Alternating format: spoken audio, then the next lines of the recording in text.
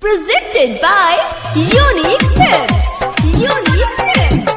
Unique Films.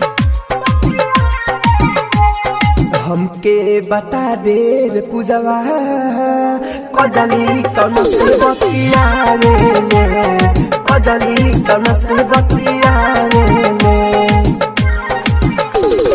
हमके बता दे रे पूजवा कजली कौन से बतिया रे कजली कौन से बतिया रे फोन नहीं के करत तीखी सबाते बारत मनवा हमारा घबरावेले हमके बता दे रे पूजवा कजली कौन से बतियावेले कजली कौन से बतियावेले।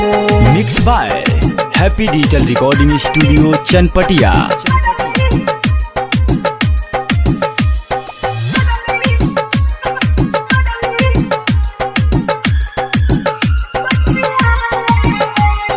दिलो नहीं बुझेला बात नहीं सूझेला हमसे करत रहे प्यार हो हमसे करत रहे प्यार हो दिलो नहीं बुझेला बात नहीं सूझेला हमसे करत रहे प्यार हो कवना गलती के देता है साजा याद वो पढ़े सतावेले हमके बता दे रे पूजवा कजली कौन से बतियावेले कजली कौन से बतियावेले।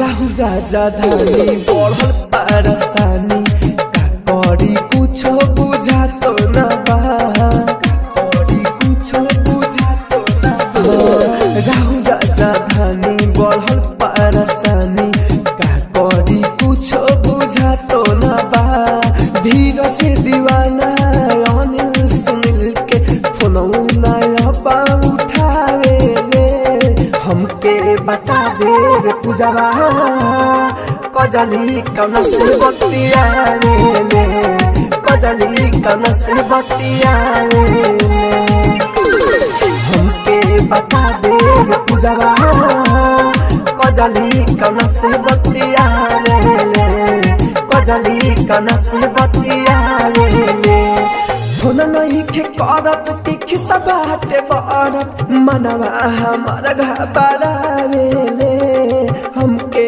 बता दे रे पूजवा कजली कौन से बतियावेले कजली कौन से बतियावेले। Recording by Happy Digital Recording Studio Chanpatia.